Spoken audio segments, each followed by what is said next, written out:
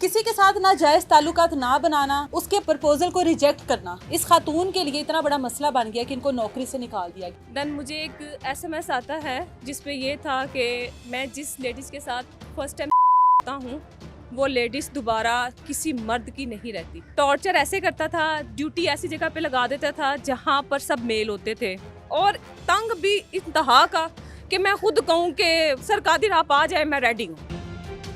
मुझे ऐसा हरासा किया जा रहा था, ऐसा हरासा किया जा रहा था कि मेरा दिल करता है कि मैं अपनी बेटियों को भी और खुद भी सुसाइड कर दूं। किसी के साथ नाजायज ताल्लुकात ना बनाना, उसके प्रपोजल को रिजेक्ट करना इस खातून के लिए इतना बड़ा मसला बन गया कि इनको नौकरी से निकाल दिया गया। सिंगल मदर है, अपनी 2 बेटियों की कफालत कर रही हैं, नौकरी करती हैं, जहाँ पे नौकरी करती हैं वहाँ पर हरेसमेंट होती है। उस हरेसमेंट के ख़िलाफ़ आवाज़ उठाती हैं कि मुझे तंग किया जा रहा है, मुझे टॉर्चर किया जा रहा है। उसके बाद एट द एंड ये होता है कि इनको नौकरी से निकाल दिया जाता है। आज तकरीबन 9 माह गुजर चुके हैं। अपनी बेटियों की कफालत करने वाली वाहिद माँ जो कि सिंगल मदर है, किस तरह से अपनी ज़िंदगी गुजारी है। हरासा करने वाले आज कहाँ पर हैं? क्या वो वैसे ही उसी नौकरी पर कायम दायम है? बात करते हैं इनसे, कहाँ पर नौकरी करती थी और क्या हुआ वहाँ पर। अस्सलाम वालेकुम। मैं लाहौर एमयू कॉलेज ग्रेजुएट में जॉब करती थी। अच्छा, मैं कॉन्ट्रैक्ट बेसिस पे थी। मैं एज द वहाँ पर एडमिशन ऑफिसर थी। ठीक है। देन मुझे एक एसएमएस आता है जिसपे ये था कि मैं जिस लेडीज़ के साथ फर्स्ट टाइम हूँ वो लेडीज़ दोबारा किसी मर्द की नहीं रहती। मैंने उनसे पूछा कि आपने एसएमएस मुझे किया है, तो उन्होंने कहा मैंने आपको नहीं किया, ये गलती से हो गया। अगर वो गलती से हुआ था तो फिर वो किसको किया था?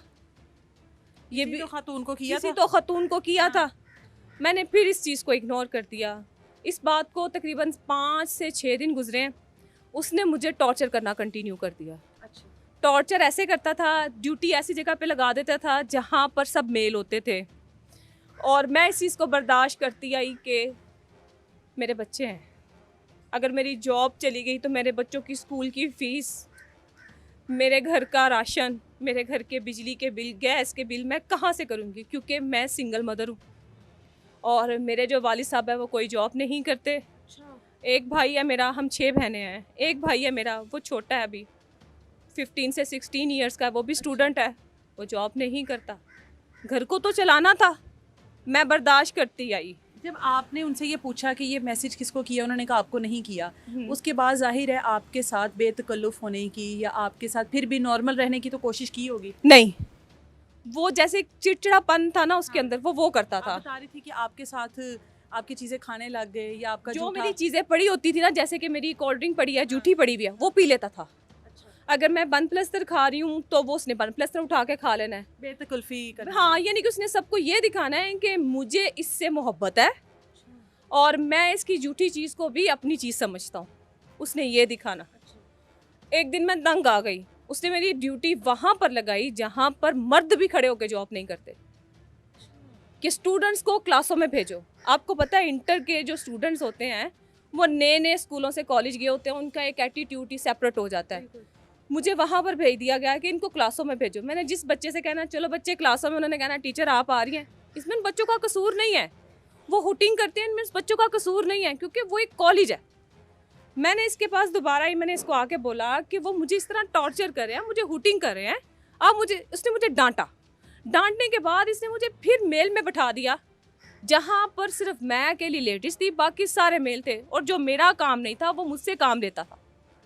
यानी कि पेपरों पे स्टैंप लगवाना, बच्चों को कॉलेज के अंदर भेजना, यानी कि तंग करना शुरू कर दिया। तंग करना शुरू कर दिया। और तंग भी इंतहा का कि मैं खुद कहूँ कि सरकारी राह आ जाए मैं रेडी हूँ, इस तरह का था।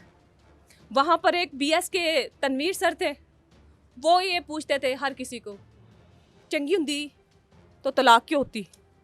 अगर तलाक हुई है मुझे तो इसमें मेरा क्या कसूर है? अल्लाह से पूछे ना, कोई रब से पूछे।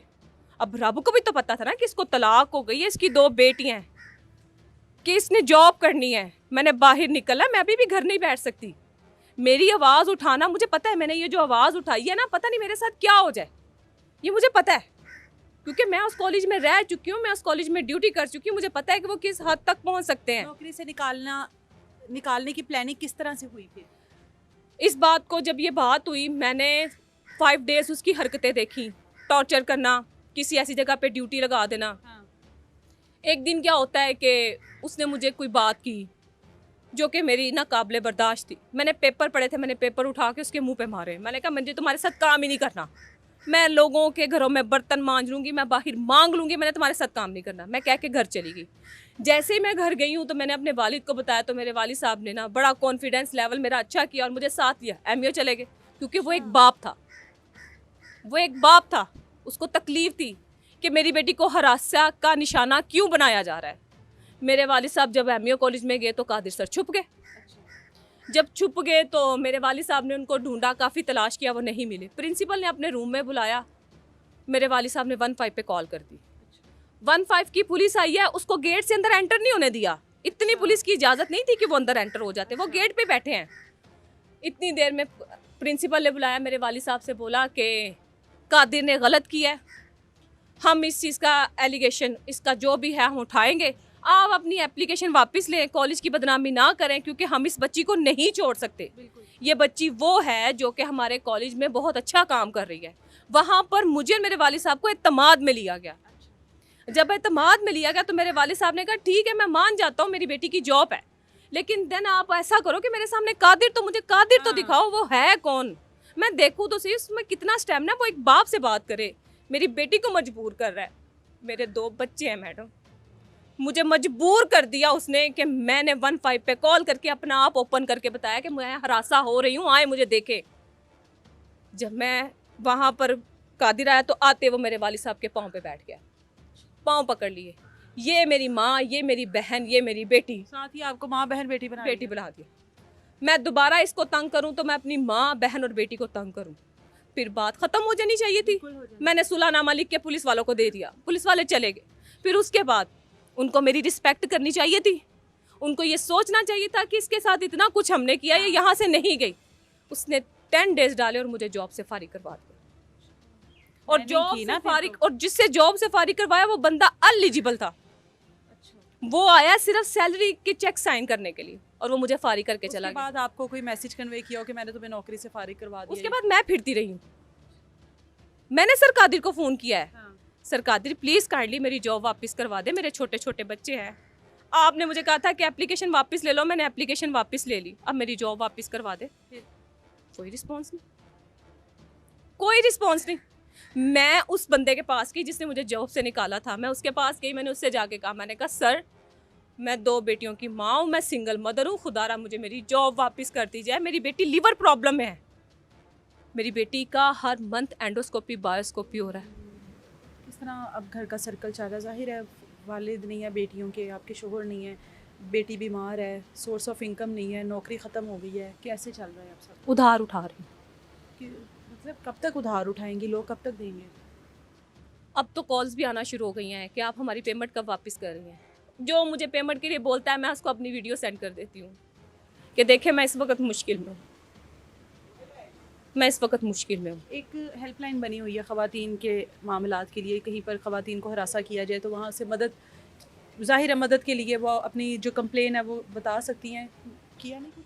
मैंने किया, मैं GOR12 में गई अपनी एप्लीकेशन लेके, डायरी नंबर मेरे पास है, मैं आपको दिखा सकती। ये एप्लीकेशन है जो मैंने फर्स्ट GOR में दी थी, इसको मैंने वहाँ पर प्रिंट करवा के मैंने दिया। मैंने इसमें लिखा भी कि मैडम प्लीज़ काइंडली मेरी मदद करें, मैं सिंगल मदर हूँ, मैं आप लोगों से आटा तोड़ा, बिजली पानी गैस का बिल नहीं मांग रही, मैं अपने बच्चों का रिज़्क मांग रही हूँ। और बिलीव करें मैम मैं बहुत टेंशन में हूँ, बहुत ज़्यादा।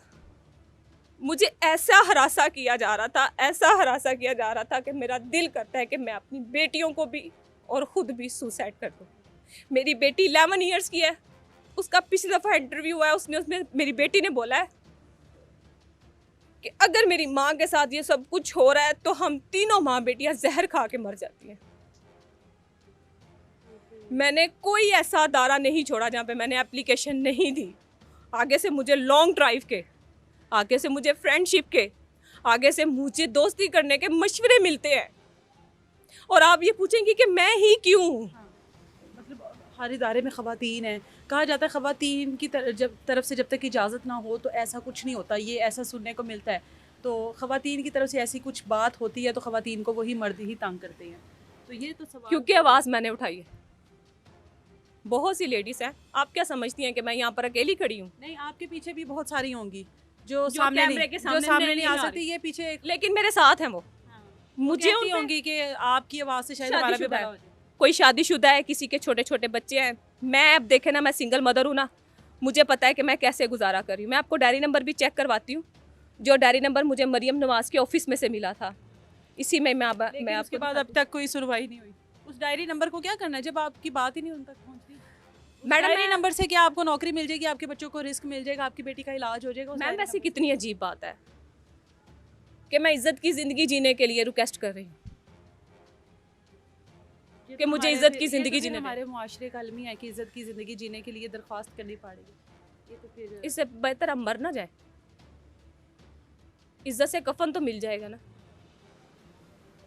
ये बड़ी माजरत के साथ ये खातून नहीं है, बहुत सारे इदारों में बहुत सारी ख़वातीन जो है वो इस तरह हरेसमेंट का शिकार होती हैं। बहुत सारी लड़कियां ख़वातीन आवाज़ उठा लेती हैं और बहुत सारी जो है अपनी इज़्ज़त बचाने के लिए या अपनी नौकरी बचाने के लिए या अपने घर वालों का नाम ना सामने आए या इस तरह से फ्रंट पर आकर वो किसी के ऊपर इस तरह से बात ना करे, कोई एलिगेशन ना लगाएं, वो खामोशी से उस चीज़ को बर्दाश्त करती रहती हैं। कई जगह पर बहुत सारा ऐसा होता है कि लड़कियों के हालात ज़िंदगी इस तरह की होती है कि उनको अगले की बात माननी पड़ती है। लेकिन कई जगह पर ऐसी बहादुर ख़वातीन भी होती हैं कि जो डट जाती हैं, जो इस चीज़ के लिए डट जाती हैं कि कमाना है तो रिज़्क़ हलाल कमाना है। और रिज़्क़ हलाल कमाना आजकल के लिए बड़ा मुश्किल हो गया ख़वातीन के लिए, और हरेसमेंट हर जगह पर है। इस चीज़ को चेक एंड बैलेंस करना चाहिए कि जहाँ पर स्कूल, कॉलेज, यूनिवर्सिटी, हर इदारे में ख़वातीन है, जहाँ पर ये नारा बुलंद किया जाता है कि ख़वातीन मर्दों से पीछे नहीं है, तो वहाँ पर ख़वातीन को प्रोटेक्शन भी देनी चाहिए। अगर आपको हर शोबे में ख़वातीन नज़र आ रही हैं तो उनको तहफ़्फ़ुज़ देना भी आप लोगों की ज़िम्मेदारी है। मैम, मुझे एक सवाल करना है मरियम नवाज साहबा से कि मुझे एक मर्द ने, तनवीर ने, BS को डील करता है, उसने मुझे सवाल किया, तुम इतनी अच्छी होती तो तुम्हें तलाक क्यों होती? क्या मैं इतनी बुरी हूँ कि मैं उस इंसान से ये बातें सुन के खामोश रही हूँ? वो कहता है तुम शादीशुदा लगती नहीं हो। कोई कहता है वहाँ पर ड्रिंक करता है, प्रिंसिपल का PA ड्रिंक करता है, और वो ड्रिंक करके उसने मुझसे बदतमीजी की। मुझे कहा तुम जैसी औरतों को ना तुम जैसी औरतों को मैं 100 औरतें मेरी टांग के नीचे से गुजरती हैं, और जब वो मुझसे पैसे मांगती हैं तो मैं उनके मुंह पे थूकता हूँ। मैं सिर्फ इज्जत की ज़िंदगी जीना चाहती हूँ।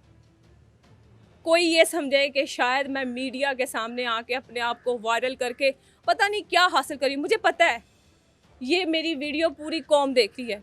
आप मुझे बताएं, मुझे किसी ऑफिस में जॉब मिलेगी? नहीं मिलेगी। मैंने तो ये बात आपसे पहले ही कही है। मुझे किसी जगह पे अब जॉब मिलेगी? नहीं मिलेगी। मेरी कोई बेटी को स्कूल में एडमिशन करते वक्त जब मुझे देखेगा वो कहेगा नहीं। क्यों मैंने आवाज़ उठाई है? क्योंकि मैंने अपनी बेटियों के लिए आवाज़ उठाई है। कल को मेरी बेटियों ने भी कॉलेज जाना है, यूनिवर्सिटी जाना है, बाहर निकलना है, इन्होंने से राब्ते किए जा रहे हैं मामलात को रफा दफा करने? नहीं, मुझसे अभी तक किसी ने राब्ता नहीं किया। इस मामले का नोटिस लेना चाहिए। और मरियम साहिबा, आपने ख़वातीन के तहफ़्फ़ुज़ के लिए बहुत कुछ किया है, तो ये ख़ातून को देखें। ये ख़ातून हाथ जोड़कर मुसलसल आपको एक वीडियो पैगाम जारी कर रही है कि मेरी मदद करें और इस मामले की तहकीक करें। और ये ख़ातून जो है अगर अपने बच्चों के लिए वाकई में रिज़्क़ हलाल कमाने के लिए घर से निकली है और अपने बच्चों को हक हलाल का खिलाना चाहती है, तो उसमें ये मर्दों की हरेसमेंट और ये चीज़ें जो हैं इस तरह की बहुत सारी ख़वातीन को मज़ीद पीछे गिरा देते हैं। बहुत सारी ख़वातीन जो हैं वो ख़ुदकुशी की तरफ रुख करती हैं कि हम लोग अगर इसके हलाल नहीं कमा सकते तो अपनी ज़िंदगी का खात्मा कर देते हैं। मेरी बेटी कहती है, मेरी बेटी ने मुझे कहा है, अब 11 ईयर्स की है। क्या एज होती है 11 ईयर्स की? उस एज में से आप भी गुजरी हैं, मैं भी गुजरी हूँ। वो एज क्या होती है जिसमें बच्चों ने अपनी लाइफ को एंजॉय करना, जिसमें बच्चों ने अपने आप को बाहर लेके जाना, पार्क में जाना, झूले झूलने, अपने कपड़े पहनने, अपनी चीज़ें देखनी। उस एज में मेरी बेटी मुझे कहती है मामा हम करंट लगा के तो हम मर जाती हैं।